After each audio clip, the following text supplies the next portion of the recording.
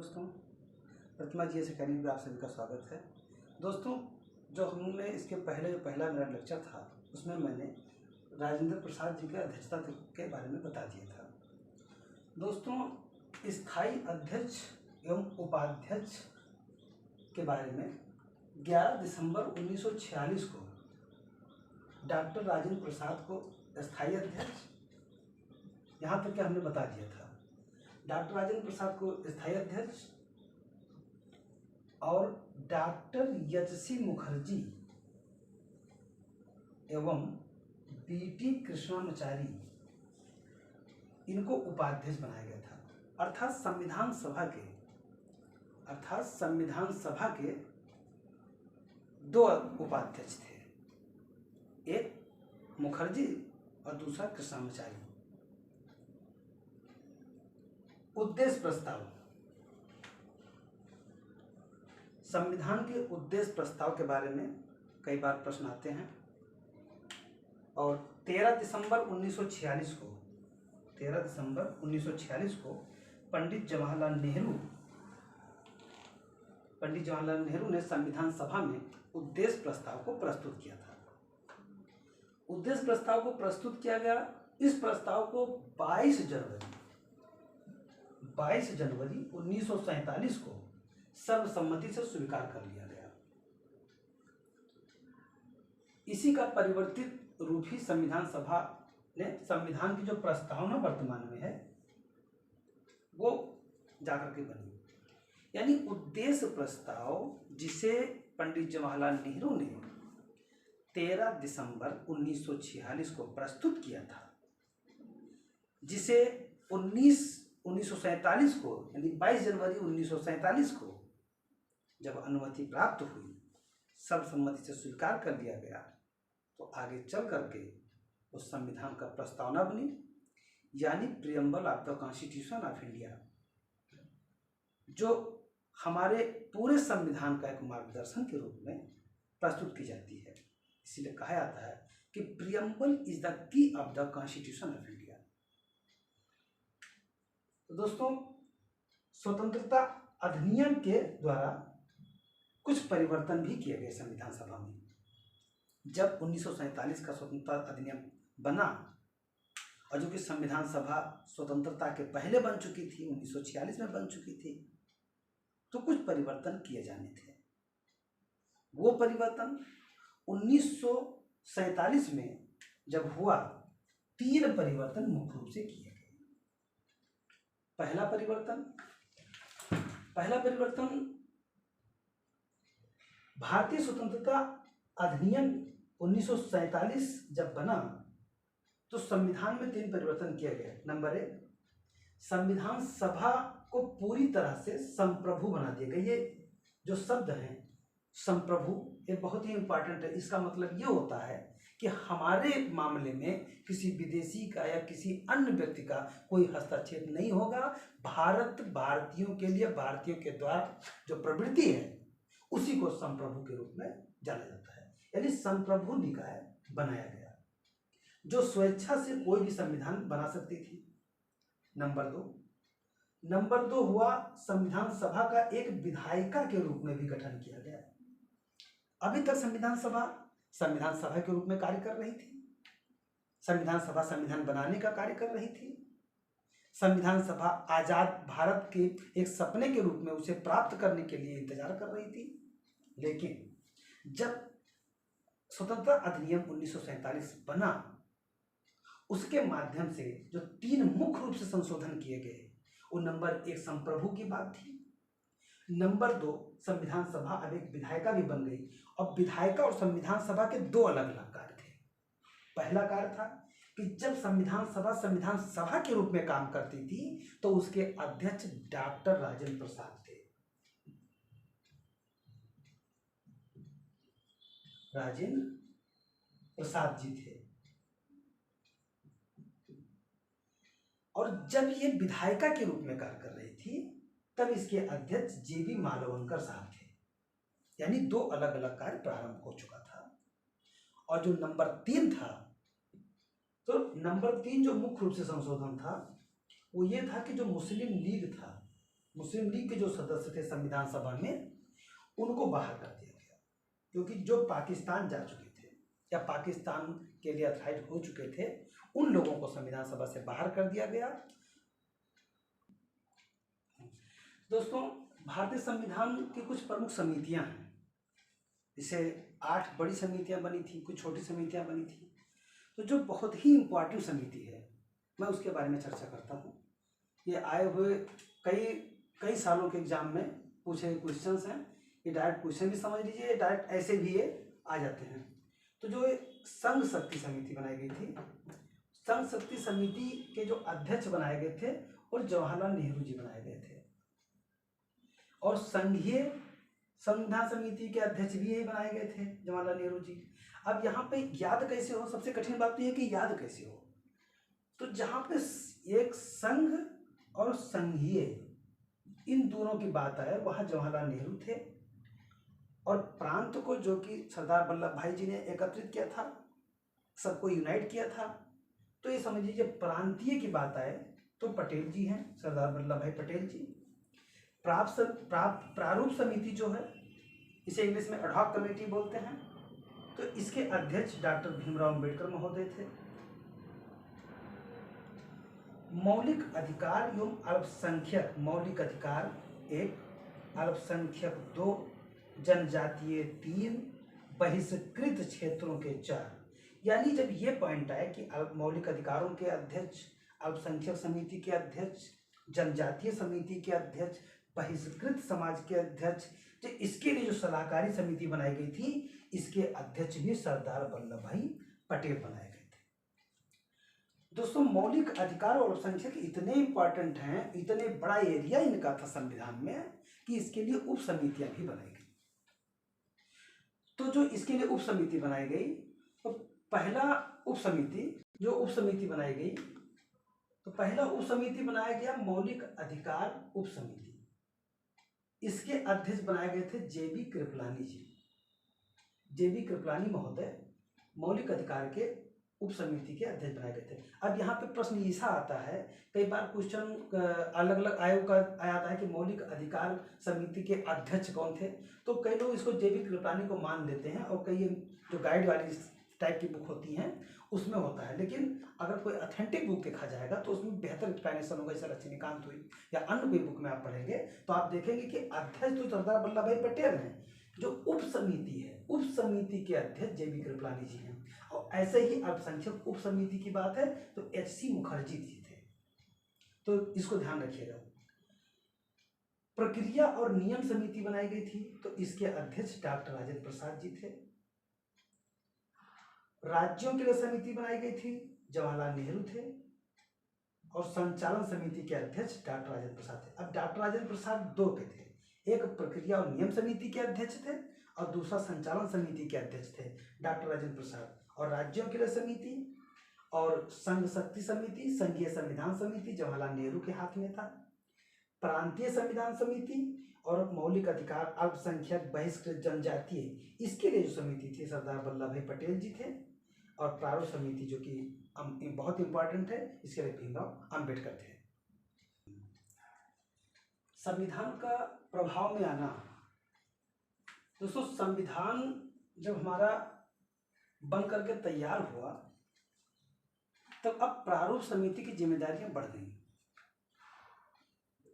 अब उसे संविधान सभा के सामने चर्चा के लिए रखना था। जिसे भीमराव अंबेडकर साहब ने 4 नवंबर 1948 को पहली बार अंतिम प्रारूप को पेश किया। क्वेश्चन आता है कि संविधान सभा के द्वारा संविधान के अंतिम प्रारूप को कब पेश किया गया था। तो 4 नवंबर 1948 को पेश किया गया, अतः पहली बार संविधान पढ़ा गया। जब 4 नवंबर से 9 नवंबर के बीच में पहली बैठक हुई तो उसमें पहली बार संविधान पढ़ा गया था, जिस पर 9 नवंबर 1948 तक चर्चा हुई। दूसरी बार इस पे चर्चा 15 नवंबर 1948 से 17 नवंबर 1949 तक, लगभग 1 साल तक। दूसरा ही चरण मुख्य होता है किसी भी नियम को बनने के लिए, या वर्तमान में जो विधायिका है वहाँ भी जब संसद में कोई बिल आता है तो उसके 3 चरण होते हैं, पहला चरण, दूसरा और तीसरा। दूसरा चरण ही मुख्य होता है। तो उसी तरह का यहाँ पर भी है कि दूसरे चरण में चर्चा विधिवत हुआ और तीसरी बार चर्चा के बाद में 26 नवंबर 1949 को इसे पारित घोषित कर दिया गया।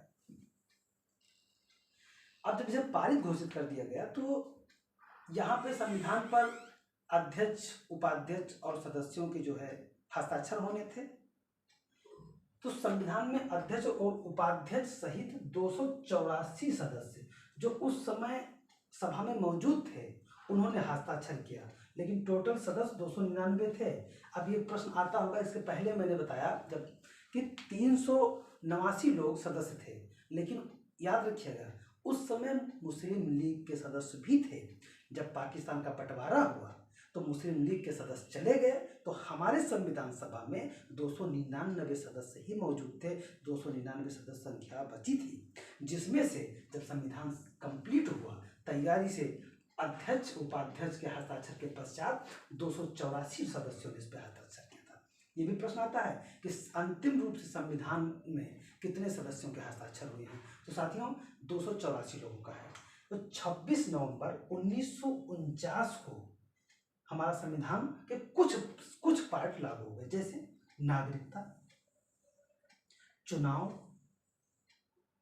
अस्थायी व परिवर्तनशील नियम, ये लागू हो गए थे। बाकी जो शेष संविधान है वो 26 जनवरी 1950 को लागू किया गया था, जिसे गणतंत्र दिवस के रूप में मनाते हैं। तो साथ में एक प्रश्न यहाँ पे उठता होगा कि जब हमारा संविधान बन गया था 26 नवंबर 1949 को, तो फिर उसी समय जब कुछ पॉइंट लागू किए गए तो सारे क्यों नहीं लागू किए गए थे। तो इसकी एक कहानी है इतिहास में। जब हमारा स्वतंत्रता संग्राम चल रहा था तो वहाँ से जुड़ा हुआ कहानी है, जो कि यहाँ पे उस कहानी को बताने में काफ़ी टाइम लग जाएगा, जो कि मैं थोड़ा सा खाली एक आपको बता देता हूँ कि जब 1929 के लाहौर में जवाहरलाल नेहरू के नेतृत्व में वहाँ पे सभा लगी थी इंडियन नेशनल कांग्रेस की, तो वहाँ एक डिसाइड किया गया था कि हम स्वतंत्रता से नीचे कुछ नहीं मानेंगे और हमें स्वराज्य चाहिए, और इसके रूप में अपने आप को, हिंदुस्तानियों को स्वतंत्र रूप से घोषित करने के लिए 26 जनवरी 1930 को पहली बार स्वतंत्रता दिवस मनाया गया था। और तब से लेकर के 1947 तक लगातार स्वतंत्रता दिवस मनाया जाता रहा। अब ऐसा तो कह नहीं सकते थे अंग्रेजों आप रुकिए, कहाँ जा रहे हैं, अब 26 जनवरी को जाइएगा, तो नहीं कह सकते थे। तो इसलिए जब 15 अगस्त को चले गए तो हमारे संविधान विदों, हमारे जो विद्वान थे, हमारे जो भारतीय थे, जो हमारे महापुरुष थे, उन लोगों ने उस याद को संजोए रखने के लिए 26 जनवरी 1950 को संविधान को, शेष संविधान को लागू किया था, और हम उसे याद करते रहे, इसलिए गणतंत्र दिवस के रूप में मनाए जाने की घोषणा की गई। इस रूप में हम जब कभी भी देखेंगे गणतंत्र दिवस का मनाने का कारण क्या है, तो गणतंत्र का मतलब होता है छोटे पद से लेकर के और हाई पद तक निर्वाचित होना। जैसे अभी हाल ही में आज के दिन में ही हमारी महामहिम, एक नई 15वीं राष्ट्रपति महामहिम द्रौपदी मुर्मू जी चुनी गई हैं। मैं उनको अपने चैनल के माध्यम से, प्रतिमा जीएस अकेडमी के माध्यम से उन्हें बहुत बहुत बधाई, शुभकामनाएं देता हूँ। बाकी आते हैं आगे। संविधान को बनाने में कितना समय लगा? संविधान को बनाने में, तो संविधान को बनाने में समय कितना लगा? 2 वर्ष 11 माह 18 दिन। 2 वर्ष 11 माह 18 दिन, लगभग 3 साल। उसके जब मूल संविधान बना तो कितने अनुच्छेद थे? तो 395 अनुच्छेद, 22 भाग और 8 अनुसूचियां हमारे मूल संविधान में थी। संविधान में संशोधन होते गए।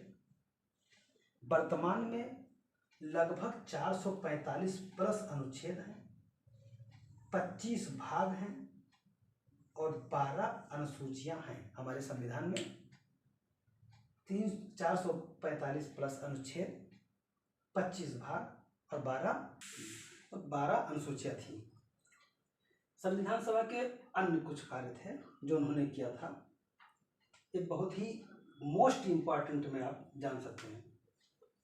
22 जुलाई 1947 को राष्ट्रीय ध्वज को अपनाया गया। जो हमारा तिरंगा है, तिरंगे का अनुपात 3:2 है। इस राष्ट्रीय ध्वज को 22 जुलाई 1947 को अपनाया गया था। 24 जनवरी 1950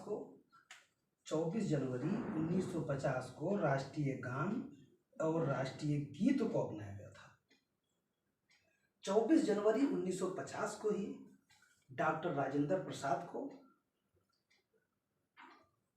पहले राष्ट्रपति के रूप में चुना गया था।